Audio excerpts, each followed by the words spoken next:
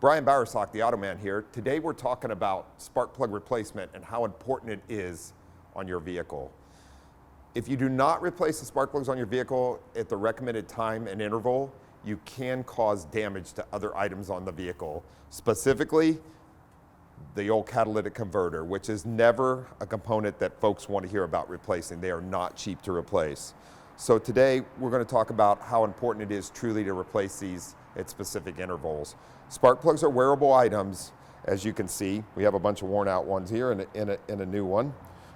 The tips of them actually wear off, and it becomes harder for the spark to ignite the fuel in your combustion chamber. In doing so, the vehicle will not run properly, gets worse fuel mileage, and can, like I said, damage other components. The good news today is most vehicles are what we call coil over, which has an individual coil for every spark plug. So we've done away with the other items that used to be replaced in a tune-up, which is a cap and rotor, spark plug wires. Some vehicles still have some of these items, but most of them do not. My recommendation is follow your manufacturer's recommendation. Replace the spark plugs when needed. It'll keep your vehicle in good working order. I'm Brian Bowersock with the West Automotive Group.